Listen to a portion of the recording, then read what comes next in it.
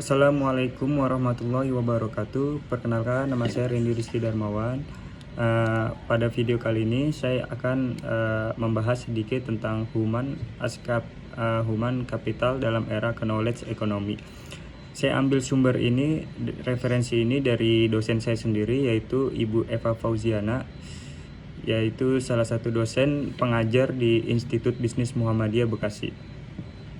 Menurut keterangan beliau sebagai sumber referensi saya, pengertian human capital merujuk pada seluruh sumber daya yang dikontribusikan secara utuh untuk keberlangsungan organisasi.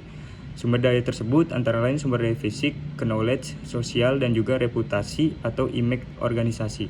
Pada era industri, sumber daya manusia dihargai karena kekuatan dan ketahanan fisik manusia untuk mencapai target suatu organisasi atau perusahaan. Saat ini dunia industri dan lingkungan kerja telah memasuki era knowledge economy. Di era knowledge economy terjadi banjirnya informasi jauh melebihi yang dibutuhkan. Canggihnya sistem informasi dan telekomunikasi global via internet dan telepon seluler mengakibatkan derasnya informasi yang diterima, meskipun banyak dari informasi tersebut kurang diperlukan. Begitu banyak informasi yang ada, membuat para profesional tersebut harus mampu menyaring dan memanfaatkan informasi yang bermanfaat bagi solusi atas masalah yang dihadapinya. Karena itulah, dari para profesional atau worker tersebut dituntut memiliki kemampuan untuk menyaring informasi yang didapatnya, kemudian mentransformasikan dan membagikan knowledge yang telah ia dapat kepada kolega atau rekan kerja lainnya. Di samping itu, para knowledge worker diharapkan mampu meningkatkan kemampuan inovasi serta mampu mensinergikan pengetahuan dan wisdom dari seluruh anggota tim yang dipimpinnya, sehingga bisa menghasilkan inovasi baru berupa jasa, produk, atau bisnis proses.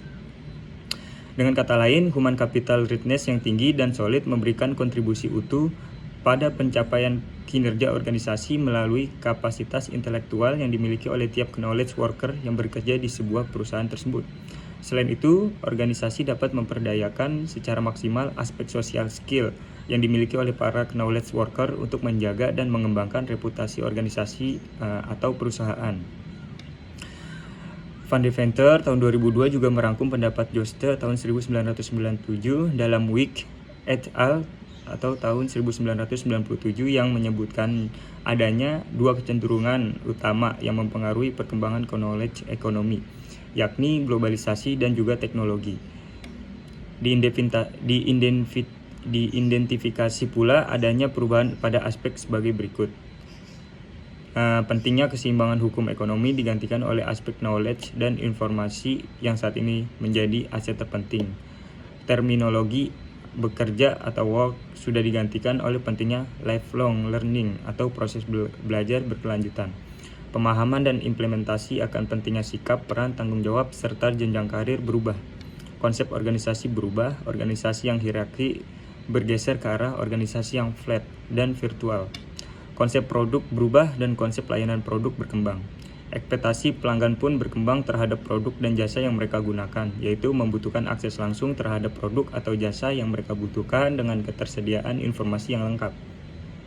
Selain itu, Van Deventer tahun 2002 juga merangkum adanya kecenderungan perubahan dalam dunia bisnis, antara lain kecepatan perubahan berakselerasi dengan cepat. Dunia bisnis menjadi arena kompetisi yang teramat ketat. Kompetisi bersifat sangat global. Perubahan dunia industri akibat adanya evolusi knowledge economy, tidak ada lagi konsep lifetime employment. Profesional, manajerial, teknikal, dan pekerjaan di area layanan jasa meningkat, sedangkan profesi sebagai clerk, operator, serta buruh akan kurang dibutuhkan. Teknologi yang lebih canggih, proses bisnis yang lebih baik, namun juga mengakibatkan terjadinya pengurangan jumlah tenaga kerja. Tenaga kerja yang tersedia adalah benar-benar dalam kategori trained workers. Para profesional mulai menyadari adanya kebutuhan untuk selalu meningkatkan kompetensi mereka, bukan hanya tuntutan pekerjaan semata, namun kebutuhan tersebut lebih didasari pada tuntutan untuk memenuhi pengembangan pribadi dan karir mereka sendiri. Para pekerja atau profesional muda menghadapi bahwa tanggung jawab mereka dan tuntutan pekerjaan lebih tinggi, sehingga dibutuhkan kompetensi yang tinggi serta jiwa yang independen dan tangguh. Kompetisi global memaksa adanya peningkatan produktivitas di dunia kerja yang menjanjikan ketidakpastian. Dalam kaitannya di masa pandemi global ini, tentu saja tuntutan kepada para knowledge worker menjadi lebih tinggi dan kompleks.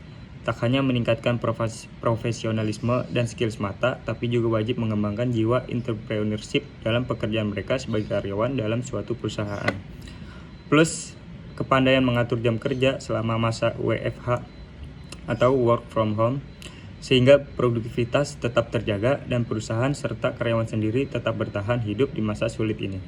Mungkin itu saja pembahasan dari saya tentang materi Human as Capital dalam era knowledge economy yang saya ambil sumbernya langsung dari dosen saya sendiri, yaitu Ibu Eva Fauziana, salah satu dosen yang mengajar di Institut Bisnis Muhammadiyah. Kurang lebihnya saya mohon maaf. Wabillahi taufik wal hidayah. Wassalamualaikum warahmatullahi wabarakatuh.